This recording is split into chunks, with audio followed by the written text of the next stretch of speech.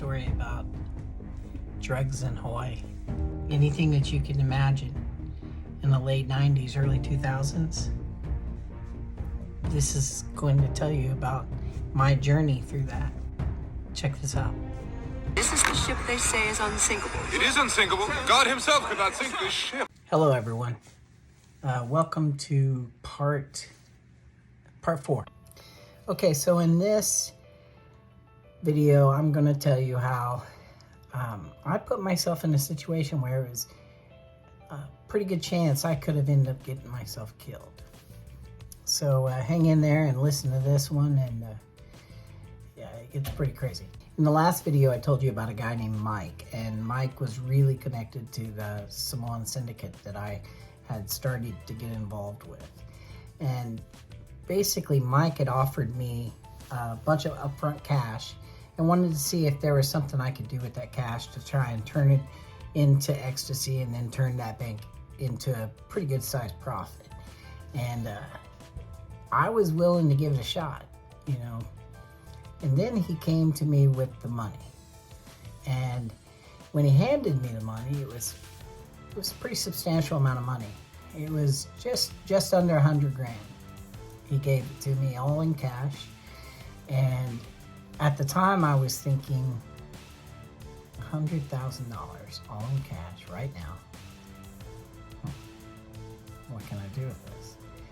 You know, I had some money of my own, and then you throw his money on top of that. So one thing led to another, and I decided that I was going to rob them. Now, at no point up until this point was I ever, did I ever try to do a sketchy deal or cheat somebody or anything like that. But when I had $100,000 cash handed to me, and then you add on top of that the money that I'd had laying around, I was in a situation where I could make a big change in my life. And at the time, I thought that change in my life was going to be going to Amsterdam. That was my plan. Take all this money, head to Amsterdam. That's where a lot of the ecstasy was coming out of at really cheap prices. And I had been told that you could get it over there for as little as 50 cents. So 50 cents a pill, with all my connections that I had in Hawaii, all I had to do was figure out a way to get it from Amsterdam to Hawaii. And then I was going to be able to make a whole lot of money really fast. So I decided to tell my girlfriend at the time that that was my plan. I planned on going to Amsterdam, and that I was hoping to continue our relationship, but we were going to have to do it from a distance. Or maybe I'd eventually come back or go back and forth. I wasn't sure exactly what I was going to end up doing with this whole plan. But at the time, I was a 22-year-old kid, and I was making decisions really fast. And those decisions were going to put me in a situation where I may not come back from. So I talked to another friend of mine, and this guy was actually, he's been my best friend for the last, I guess it's been 20-some years now. And I talked to him, and I asked him, how would you like to move to Amsterdam? You and I will go, we'll set up shop over there, and we're gonna make millions. That was the plan. So he was on board, he was ready. And you know, it didn't take us but a couple days, and we packed everything into some suitcases, and we were ready to go. We was gonna leave everything else behind, and off to Amsterdam we were going. And so we bought plane tickets. We bought plane tickets to San Francisco. That's where we were stopping first. I had told Mike, the guy that gave me all the cash, that I had a source that I'd heard about that I was going to go meet up with that was in San Francisco. And this guy was going to be able to give me ecstasy pills somewhere in the range of $4 to $6 a pill. So that was a pretty good deal, and that was going to put us in a really, really good situation on profit. And so Mike was all on board with it. He's like, yeah, let's do that. You know, take my money, your money. And see, that was the thing. As I said, I was going to match his cash. So his cash, my cash, we were going to buy all these pills at about $4 to $6 a pill, depending on what I could get them down to. And then I would bring those back to Hawaii, and I had all the connections and all the people that were really willing to take all this ecstasy and just push it out through the islands. And then Mike and I were going to make all kinds of profit on this. And that was the original plan. So here's the thing. I didn't have a source in San Francisco. I didn't have a source in the mainland. This was all made up. And this was just my way of getting this cash from Mike and the syndicate and taking that and going to Amsterdam, setting up shop over there. I never intended on making it back to Mike and giving him his cash back. That was not my intent. My intent was to take his money, take my money, and run to Amsterdam, set up a shop there, and then make it rich. That was my intent. So the first stop, though, San Francisco. The purpose for going to San Francisco was this. That's where I said I was going. I wanted to look somewhat legit by going there. And when I got to San Francisco, that's when we were going to take the time to see what we had to do about getting passports and everything else to get ourselves in a situation where we could go to Amsterdam. At the time, we didn't have any passports. We really did not have a plan, other than our plan was to go to Amsterdam. So here Mike and I go. We go to get on a plane, and we're leaving to San Francisco.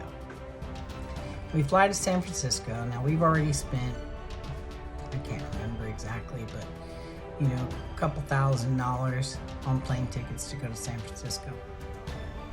When we get to San Francisco, we get to the airport. We're looking around. We don't know anything about San Francisco. Neither my friend nor myself had ever been to San Francisco. We didn't know anything about it. So the thing about the San Francisco airport, and this is back then, I'm not sure if they do the same thing now. I don't know how it's been changed since, you know, with the whole 9/11 stuff, because you got to keep in mind, this is in right at, you know, in 1999. It's before 9/11. It's before all the COVID situation, obviously. And so the security at the airport was a lot different back then. You know, so my plan was just to go there and find somebody at the airport and ask their opinions of where we should go and where we should stay, and just go from there. Just kind of wing it. So we met this guy. He offered to help us with our bags, pull our bags behind us, and then I told him I'd give him a certain amount of dollars, and he was going to help us find a hotel, get a ride to the hotel, and then kind of give us some little touristy tips about San Francisco, and I was going to give him this tip. And that's basically what he did for a living. This guy was doing this all the time at the airport. That's how he made his money. Basically, the guy set me up in this hotel. It was called Hotel Essex. Now, here's the thing. I don't know how many of you guys have been to San Francisco. Anybody here that's been to San Francisco knows that this is not a good area that I'm going to. It's basically called the Tenderloin District. Hotel Essex is a very old hotel, and if you looked at the pictures that he pointed out to us that were on a bulletin board, it looked like a nice place. It had some class to it. It was obviously really old, and I didn't think anything of it, you know. My exact explanation as to the type of hotel I was looking for was something nice, but it didn't have to be very expensive. That's what I told the guy. And this place was a dive. It was bad. So we end up getting to this place, and the bellhop, he gives us a key, and then as we're about to go up to the room, he tells us, oh, by the way, so the restroom and shower is down the hall from your room. What? I have never in my life before then or after ever been to a hotel that you shared a shower and a restroom outside of your room? That's what this place was. It was a horrible situation. So we go over and we go to this, it's like a gated elevator. You pull the gate like this, and we go up this elevator, and which was kind of cool, you know, that was pretty old fashioned. I'd never seen anything like that before. And we go up this elevator and we get to our room, and it was a shithole. It really was. So this room, I mean, I'm not kidding when I tell you that one of the pegs on one of the beds was held up by, it looked like National Geographics. This thing was a complete dive. The TV was really old, never really turned it on, but it looked like an old little bitty, I don't know, maybe 18-inch black and white TV. That's basically what it looked like. And there was no sink in our room. There was a bathroom and a shower that was down the hall. And when you went to see this, you knew instantly that you were going to leave that hotel dirty because it was disgusting. So at this point, I'm a little bit ticked off. This was a disgusting place. So I was hungry. It was getting late. I told my buddy, I said, let's go downstairs and let's just leave and go find something to eat. We'll worry about the hotel situation after we get something to eat. I'm very hungry. I said, I think I seen a McDonald's. It was just down the road. Let's just go there. Let's keep it simple. He said, all right, cool. Let's do that. So we go downstairs, and as we're about to leave to go out of the lobby area, the bellhop yells at us, hey, wait. So I look back and I go, yeah, what's up, man? He goes, where are you going? We said, to the McDonald's? And he said, no, let me call you a cab. And I said, it's just right down the block. We seen it as we were coming in. There's no need to call a cab. Don't worry about it. We got this. So he was really trying to do us a favor. Guys, let me help you out here. If you're ever going to go to the San Francisco area, do not, unless you're looking for trouble, drugs, prostitutes, do not ever go to the Tenderloin district at night. Never. So as we're walking down the block, I see over in this car that's over to the right across the street, it looked like somebody was looking down and up out of the car at us. That's kind of sketchy. But at the same time, there's a lady walking towards us. It didn't look very savory. And she walked up and said, hey, you guys looking for a good time? And I'm like, no, not necessarily. We're just trying to get something to eat. And then, of course, my friend decides, I'll talk to her. So he says, what do you have in mind? And she's like, oh, whatever you want. About that time, I'm looking over there, and in that car, these guys, obviously, at this point, I realize, uh-oh, we could be in trouble. So I basically dragged my friend. I'm like, we gotta go. We gotta go right now. And we left, and we started speed walking all the way up to the McDonald's. We got our food, and it was just, I gotta tell you guys, this whole experience that night, this place was grungy, it was dirty, it was horrible. I was starting to feel disgusted with the whole idea of what we were doing. And then I started to worry because we had already started to spend a lot of this money. And I started thinking in my head, like, okay, so then I'm gonna pay for this, I'm gonna pay for that, I'm gonna pay for this, and I started adding up hypothetical possibilities with all this cash, and how long is it really gonna last me? And at the time, as quickly as I spent money and the lifestyle I was already leading, this cash was not going to last us as long as I was hoping for it to last. And I started getting nervous. And at this point, that's when I started talking to my friend about maybe we shouldn't do this. Now, here's the thing, guys. What do we do now? So it was simple. My decision was to lie. I was going to call up Mike with the syndicate and tell him, hey man, I gave the guy some cash and he's never came back. I don't know what happened, but we've been robbed. And I told him that I was pretty upset about it because I had given the guy 10 grand of Mike's money and 10 grand of my money. I gave him $20,000 down, and he took the money and he's never came back. So Mike thought that I gave the guy $20,000, half his, half mine. Mike said, hey, don't worry about it yet. I got an idea. Why don't you go down to LA and I'll call a couple people and we'll see if we can find something down there. Bet. So the next day, we're on a plane and we're going down to LA. We get to LA and I meet up with this Korean guy down there. Never met this guy before in my life. And he takes us to a hotel. He picked us up at the airport, just like Mike said he would. And he takes us to this hotel and says, so what exactly are you guys looking for? I told him we were trying to find a good deal in ecstasy. And he said, okay, yeah, I got somebody. I said, what's the price going to be? He says, well, how much are you looking for? And I told him, well, if you can get me a price somewhere between $4 to $6, that's originally what I was looking for.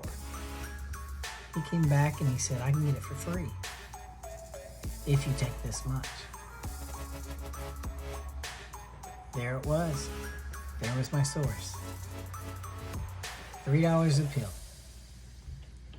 And all I had to do is rob a syndicate member. This was going to turn into a good situation. So here I was initially taking all this cash and I was going to Amsterdam and I was going to set up shop there. But instead, I met a guy through my friend Mike who introduced me to a whole new group of people. And I was going to have a source for several things with this guy. I was going to have somebody that could provide 3 major drugs: ecstasy, cocaine, and ice. So what happens next? Well, I'm in LA, and this time, Mike had no intent for me to get robbed. So he wanted me to hook up with a couple guys that he had in LA that he was getting other stuff from. And these guys were going to take me to meet up with this guy and make sure that I got out of there with the money and never got robbed. What I didn't know was he was setting me up with the Compton Crips. This was going to get really crazy, really fast. And this is the beginning of where things started getting really crazy for me. So I'm gonna stop here and I will continue this on in the next video. Please like and subscribe. Please check out the next video. And if you haven't watched the videos before this, please go back and check those out, because you're gonna get a lot of details on how this all started. But in the next video, like I said, I'll tell you exactly how I went from being this Midwestern kid who moved to Hawaii, got involved with the radio station, started dealing drugs, and then developed a friendship with one of the big guys in one of the Compton Crip gangs. So I'll see you in the next episode. Thanks a lot, guys.